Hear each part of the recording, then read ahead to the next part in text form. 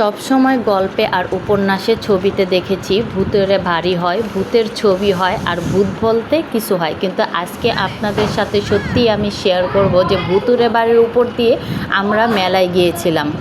ভূতুরে বাড়ির আশেপাশ দিয়ে কিন্তু মানুষ চলাচল করতে ভয় পায়, তেমনি আমরাও অনেক ভয় পেয়েছিলাম। তারপরও ভয়কে জয় করে আমরা গিয়েছিলাম মেলায়। সেখানে গিয়ে দেখি খুবই অল্প মানুষ ছিল আর অনেক রাইডসগুলো বন্ধ ছিল, মানুষের আনাগোনা কম ছিল, কারণ ভূতুরে বাড়ির সামনে দিয়ে কেউ যেতে চায় না। সত্যি বলতে ওই বাড়িটা এত ভুতুড়ে আর এত অন্ধকার, ওখানে কেউ যেতে চায় না। তো আপনাদেরকে অবশ্যই লাস্ট মুহূর্তে দেখাবো যে আসলে ওই ভুতুড়ে বাড়িটা কিসের আর ওখানে কি আছে, কেন ওইটা বন্ধ আর কেন ওইটাকে ভুতুড়ে বাড়ি বলে।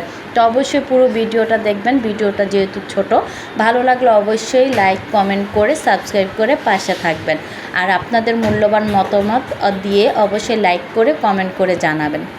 তা আমরা গিয়েছিলাম 4-5 জন। তো দেখতেই পারতেছেন নাগরদোলার ভিতরে খুবই অল্প মানুষ, আশেপাশে কোনো মানুষই তেমন ছিল না। আর যেহেতু কয়েকদিন ধরে বৃষ্টি ছিল, তো আমি কিন্তু বৃষ্টির মধ্যে মেলায় গিয়েছিলাম। আর তখন তো রাস্তাঘাট মনে করেন বাসাবাড়ি সব কিছুতেই মানুষ খুব কম থাকে, রাস্তাঘাটে তেমন মানুষ থাকে না, বৃষ্টির মধ্যে কারেন্ট থাকে না, অন্ধকারের মতো ছিল।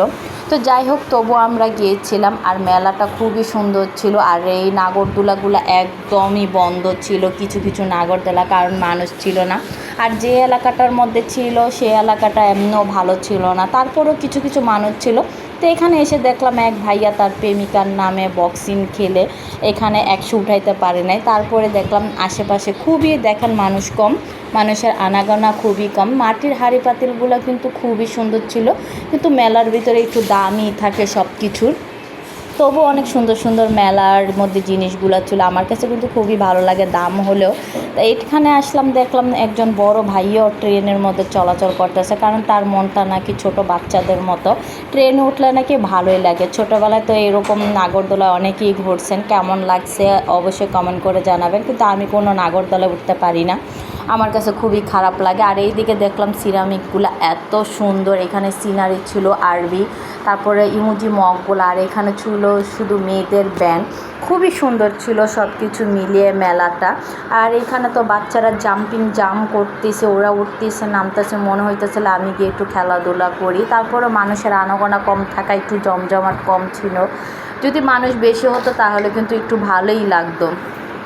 যাই হোক, যারা এখানে মেলাটা দিছে তাদের অনেক লোকসান হয়েছে। তো যাওয়ার পথে এই যে দেখেন ভূতুরে বাড়িটা কি অন্ধকার, এখানে শুধুমাত্র কিছুটা লাইট বাইরের দিকে দেওয়া হয়েছে আর রাস্তাতে আমরা গেলাম। তো ভিডিওটা এ পর্যন্তই।